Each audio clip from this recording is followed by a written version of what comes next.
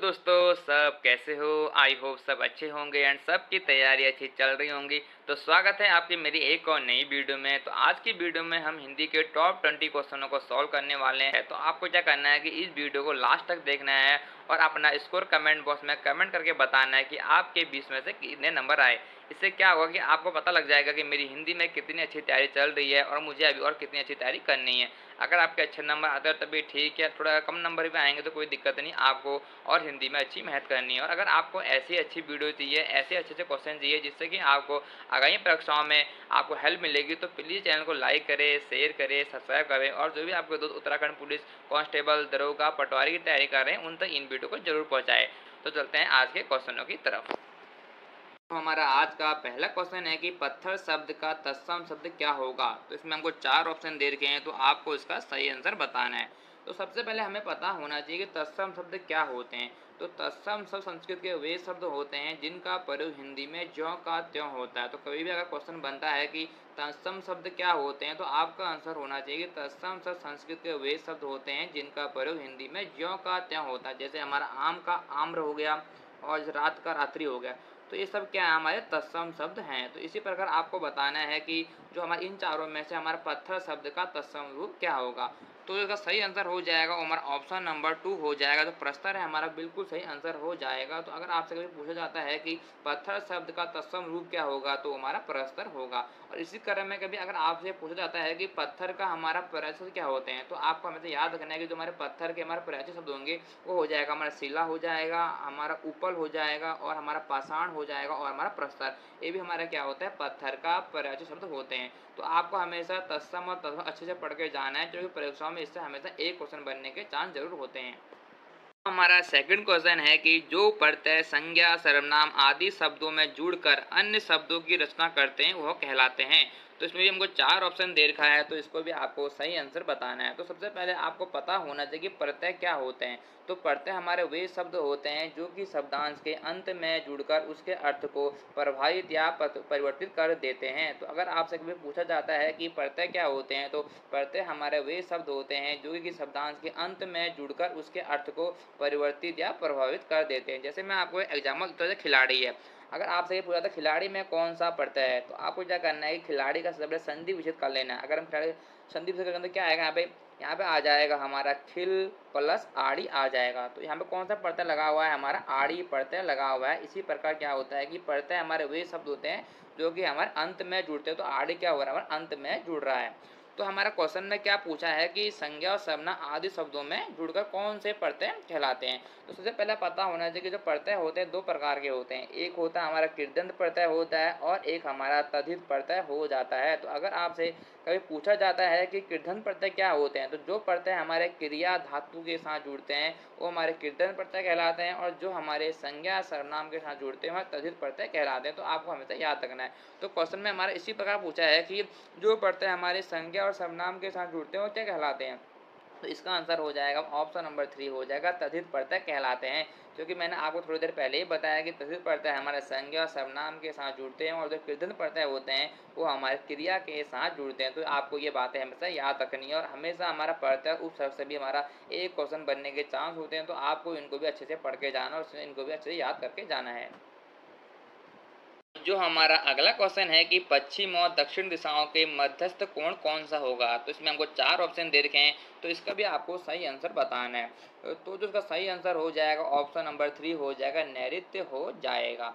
आप सभी के मन में एक दुविधा होती है कि मुझे एक कोण याद नहीं होते हैं कि पश्चिम और दक्षिण के मध्य कौन सा कोण है और उत्तर और पश्चिम के मध्य कौन सा कोण है। मैं हमेशा कंफ्यूज हो जाता हूँ। तो मैं आपको एक ट्रिक बताऊंगा जिससे कि आप इसको कभी नहीं भूलोगे। आगामी परीक्षा में से कोई भी क्वेश्चन आएगा तो आप उसे आसानी से कर लोगे। तो सबसे पहले क्या करना है कि आपको एक ऐसा एक ड्रॉ कर लेना है डायग्राम। तो यहाँ पे आपको लिखना है उत्तर। तो यहाँ पे उत्तर होता है हमारे, यहाँ पर दक्षिण होता है हमारा, और यहाँ पे हमारा पूरब होता है और यहाँ पे हमारा पश्चिम होता है। ये आपको कर लेना है। तो अगर आपसे पूछ जाता है कि उत्तर और पूरब के मध्य कौन सा कोण हो जाएगा, कौन बनेगा, तो हो जाएगा ईशान कोण बनेगा हमारा।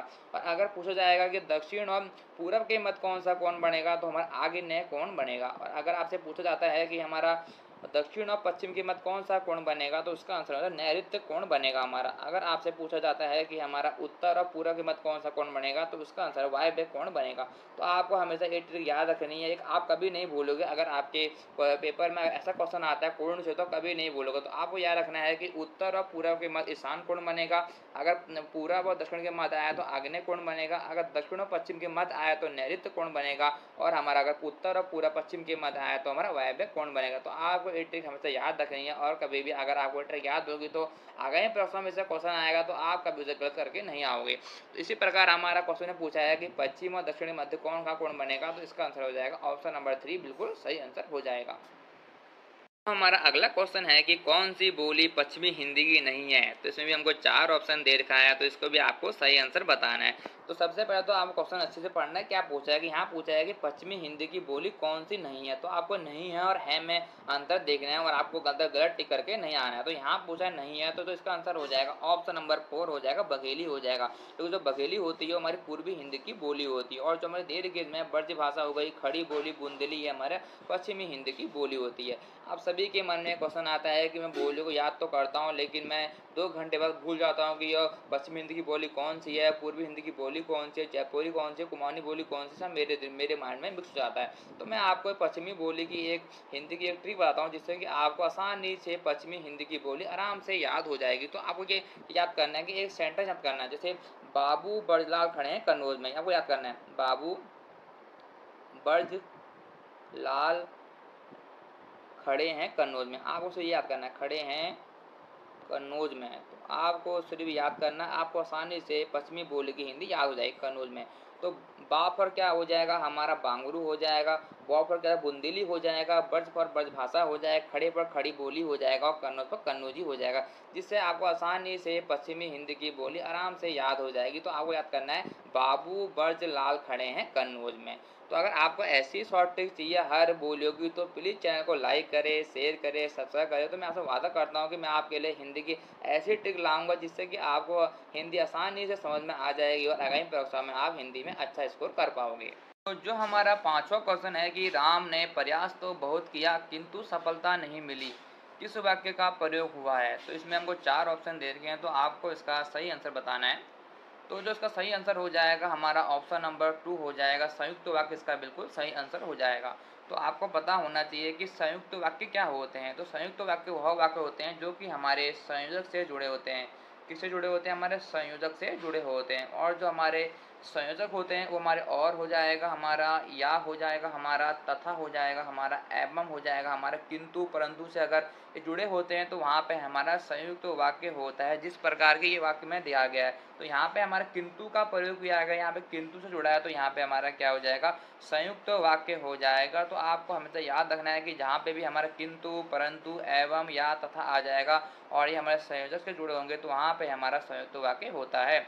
तो आपको हमेशा वाक्य भेद से भी अच्छे से पढ़ के जाना है, क्योंकि यहाँ से भी एग्जामिनर हमेशा एक क्वेश्चन जरूर पूछता है। तो आपको पता होना चाहिए कि वाक्य कितने प्रकार के होते हैं। तो वाक्य के 2 भेद होते हैं, एक अर्थ के आधार पर हमारे 8 प्रकार के भेद होते हैं, और जो रचना के आधार पर 3 भेद होते हैं। तो जो हमारे सरल वाक्य हो जाएगा, संयुक्त वाक्य होगा, मिश्र वाक्य होगा। तो इनको आपको अच्छे से याद करके जाना है, अच्छे से पढ़ के जाना है, जिससे कि आपको आगामी परीक्षाओं में इससे अगर क्वेश्चन आता है तो आपको वहाँ पे मुश्किल नहीं होगी। हमारा अगला क्वेश्चन है कि ईमानदार किस भाषा का शब्द है। तो इसमें हमको 4 ऑप्शन दे रखे हैं, तो आपको इसका सही आंसर बताना है। तो ईमानदार हो जाएगा हमारा फारसी भाषा का शब्द है, तो जो उसका ऑप्शन नंबर 1 हो जाएगा बिल्कुल सही हो जाएगा। तो जो हमारे और शब्द होते हैं फारसी, जैसे हमारा सौदागर हो गया, किस्मस हो गया, दुकान हो गया, गवाह हो जाएगा, आतिशबाजी है, नौजवान है, हमारे तनख्वाह, ये भी सब क्या होते हैं, हमारे फारसी भाषा के शब्द होते हैं। ऐसे ही आपको पुर्तगाली भी याद करने हैं, तुर्की भी याद करने हैं, अंग्रेजी भी याद करने हैं, क्योंकि हमेशा पेपर में एक क्वेश्चन पक्का हमारा फारसी से और पुर्तगाली इनसे जरूर बनता है। तो आपको हमेशा इनको याद करके जाना है। तो जो हमारा अगला क्वेश्चन है कि 7वां क्वेश्चन दे रखा अलंकार से दे रखा, तो अलंकार से भी हमारा हमेशा एक क्वेश्चन जरूर पूछा जाता है। तो आपको इसको भी अच्छे से पढ़ के जाना है। तो ये बोल रहा है कि भार लाऊं सीपी में सागर, उपरोक्त कथन में कौन सा अलंकार है। तो इसमें आपको 4 ऑप्शन दे रखे हैं, तो आपको बताना है इसमें कौन सा अलंकार है। तो सबसे पहले आपको जो हमारा कथन दे रखा उसको अच्छे से पढ़ना है। क्या दे रखा कि भार लाऊं सीपी में सागर, तो कभी कहना चाहता है कि एक सीपी है और उसमें मैं पूरा सागर भर लूँ। तो ऐसा हो थोड़ा सकता है, ये तो खाली एक अतिशोक्ति मतलब बड़ा चलाकर बोल रहा है। तो यहाँ पे क्या हो जाएगा, हमारा अतिशोक्ति अलंकार हो जाएगा। जहाँ भी हमारा बड़ा चाहकर बोलने की आशा होती है, वहाँ पे हमारा अतिशयोक्ति अलंकार होता था। जैसे हमें यहाँ बोला कि भार लाऊं सीपी में सागर, मतलब एक सीपी में मैं पूरा सागर भर लूँ, तो ये क्या है, अतिशयोक्ति है। तो यहाँ पे क्या हो जाएगा, अतिशयोक्ति अलंकार हो जाएगा। आठ हुआ है हमारा चांद का मुंह टेढ़ा है, किसका काव्य संग्रह है। तो इसमें भी हमको 4 ऑप्शन दे रखे हैं, तो आपको इसका सही आंसर बताना है कि क्या हो जाएगा।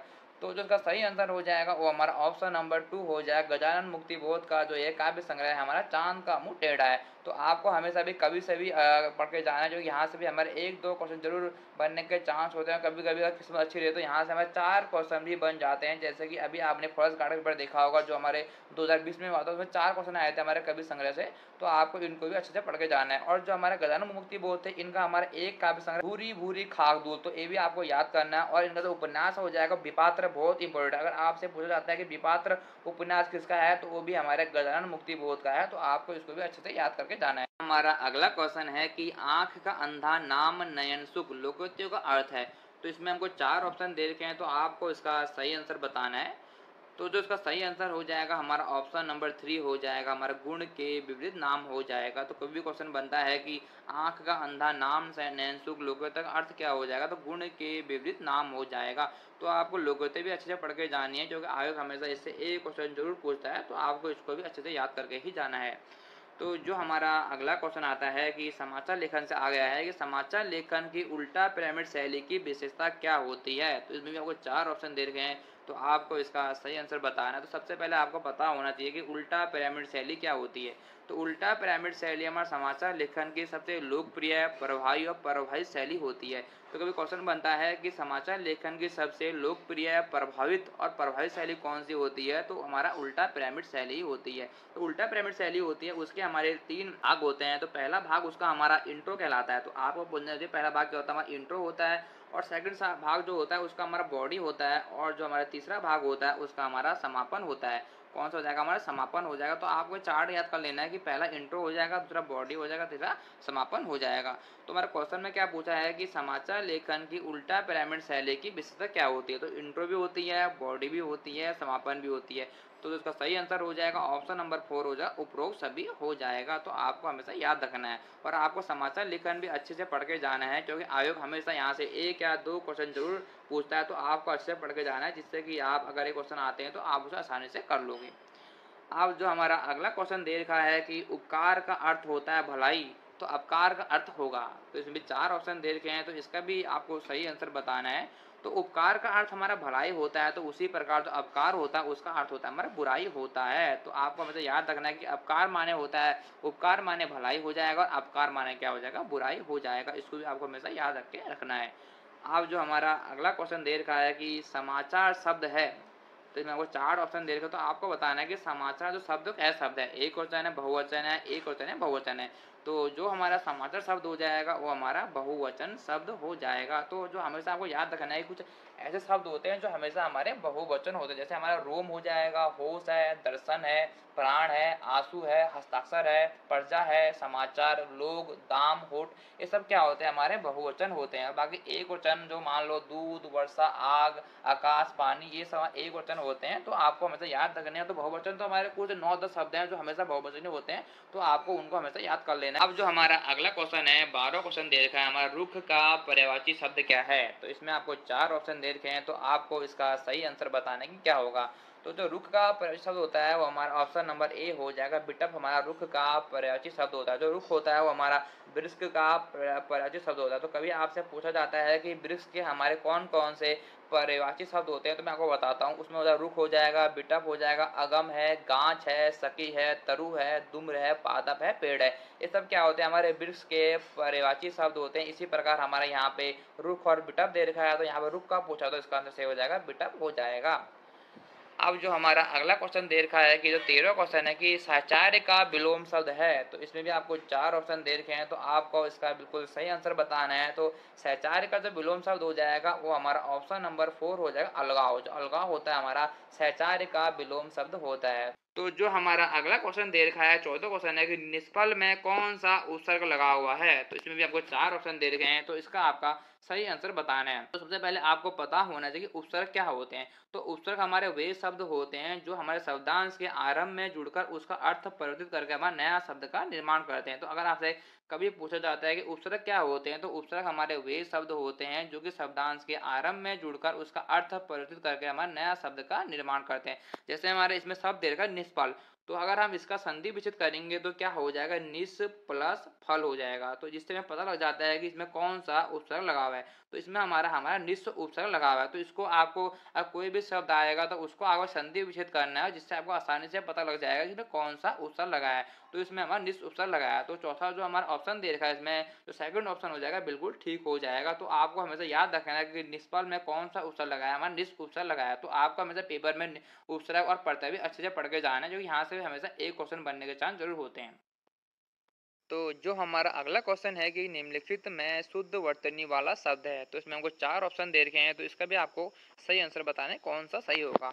तो जो इसका सही आंसर हो जाएगा हमारा ऑप्शन नंबर 4, बिल्कुल इसका सही आंसर हो जाएगा। तो कवित्री लिखा हुआ है हमारा ऑप्शन नंबर 4 में, बिल्कुल ठीक है। तो कवित्री हमारा इस प्रकार लिखा जाता है, तो कवित्री को हम इस प्रकार लिखते हैं। तो हमारा जो कवित्री लिखने का तरीका हो जाएगा ये बिल्कुल सही है। तो आपको हमेशा ध्यान रखना है कवित्री किस प्रकार लिखा जाता है। तो हमेशा हमारा शुद्ध वर्तनी से एक क्वेश्चन पेपर में जरूर बनता है। तो आपको हमेशा 5-6 वर्ड लेने हर रोज के और उन्हें लिखना का प्रैक्टिस करनी है, जिससे कि आपको अच्छे से लिखना आ जाएंगे। और अगर आगामी परीक्षाओं में उससे कोई भी क्वेश्चन आएगा तो उसे आप आसानी से कर लोगे। तो इसी प्रकार जो हमारा अगला क्वेश्चन दे रखा है कि स्वागत में प्रयुक्त संधि कौन सी है, संधि से क्वेश्चन आ गया हमारा। तो जो इसमें हमको चार ऑप्शन दे रखे हैं, तो आपको इसका बिल्कुल सही आंसर बताना है। तो जो सही आंसर हो जाएगा हमारा ऑप्शन नंबर 4 हो जाएगा, यण संधि इसका सही आंसर हो जाएगा। तो जब भी हमारा कभी भी य और व और र ल के पहले कभी हमारा अगर आधा शब्द आ जाता है तो वहाँ पर हमारी यण संधि होती है। तो आपको हमेशा याद रखना है कि य व र ल के पहले कभी भी आधा शब्द आएगा तो वहाँ पे हमारी यण संधि हो जाती है। तो यहाँ पे हमारा व के पहले आधा स्व आ रहा है, तो यहाँ पे कौन संधि, तो यण संधि हो जाएगी। तो संधि से भी हमेशा एक क्वेश्चन जरूर बनता है, तो आपको भी इसको अच्छे से पढ़ लेना है। तो हमारा अगला क्वेश्चन दे रखा है कि एक पेड़ की याद शेखर जोशी की किस विद्या पर आधारित है। तो इसमें हमको चार ऑप्शन दे रखे हैं, तो आपको इसका बिल्कुल सही आंसर बताना है।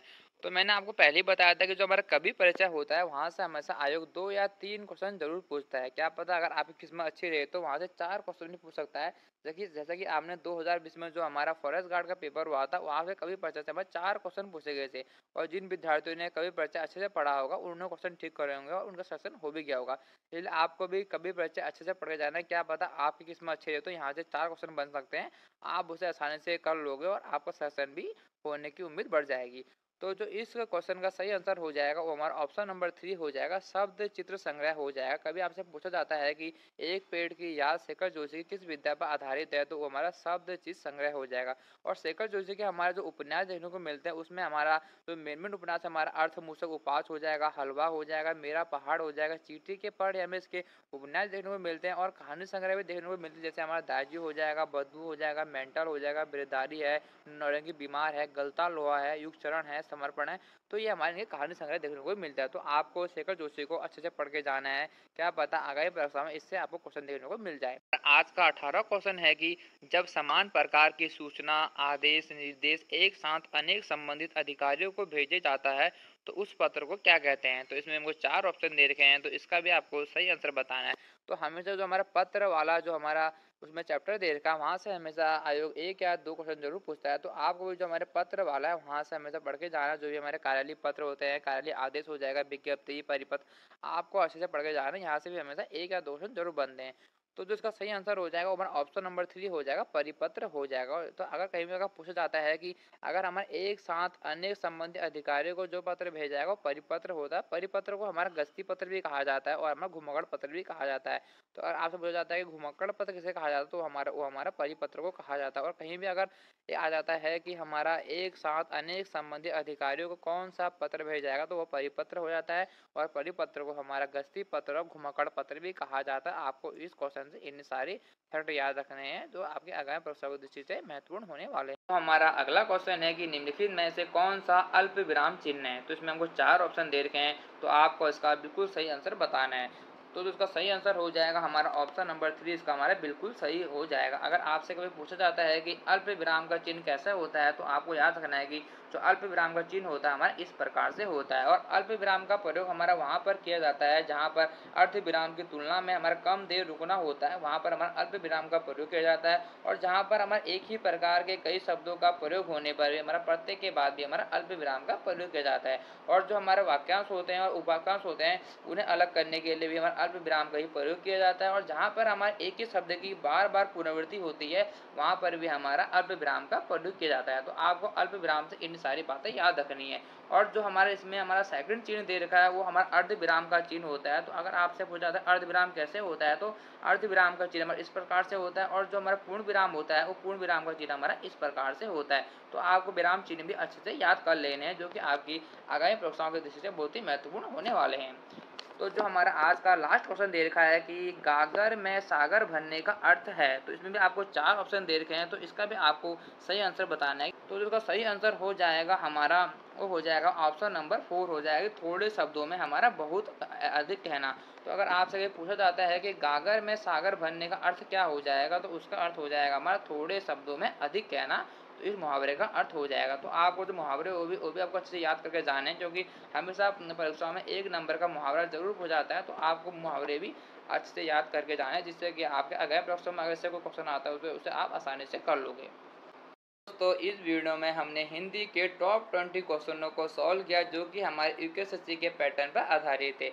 तो आपको अब क्या करना है कि इस वीडियो को लास्ट तक देखना है, और जो भी मैंने आपको इस वीडियो में क्वेश्चन कराए आपको उनको सॉल्व करना है, और कमेंट बॉक्स में अपना स्कोर करके बताना है कि आपके 20 में से कितने नंबर आए। अगर आपके अच्छे नंबर आते हैं तब तो ठीक अच्छी बात है, लेकिन थोड़ा आपको कम नंबर आते हैं तो उसमें आपको निराश नहीं होना है, आपको अच्छी मेहनत करते रहनी है, जिससे कि आप हिंदी में अपना अच्छा स्कोर कर पाए। क्योंकि आपको पता ही है कि जो हिंदी होती है वो मेन होती है आपको सिलेक्शन के लिए। अगर आप हिंदी में अच्छा स्कोर करोगे तो आपका मेरिट में आने के चांस बढ़ जाते हैं। तो दोस्तों अगर आपको ऐसी वीडियो चाहिए और आपको ऐसे अच्छे क्वेश्चन चाहिए तो प्लीज़ चैनल को सपोर्ट करिए, लाइक करें, शेयर करें, सब्सक्राइब करें। और जो भी आपके दोस्त उत्तराखंड पुलिस कांस्टेबल, दरोगा, पटवारी की तैयारी करें उन तक इन वीडियो को जरूर पहुँचाएं, जिससे कि वो भी इस वीडियो का लाभ उठा पाएँ। अगर आप मेरे चैनल को सपोर्ट करते हो तो मैं आपसे वादा करता हूँ कि मैं आपके लिए हिंदी के इससे भी अच्छे क्वेश्चन लाऊंगा, जिससे कि आपका स्कोर आगामी परीक्षा में और भी अच्छा बनेगा और आप हिंदी में अच्छा स्कोर कर पाओगे। तो दोस्तों मिलते हैं अगली वीडियो में, तब तक दोस्तों बाय, अपना ध्यान रखिए, पढ़ते रहिए, अच्छे से तैयारी करते रहिए।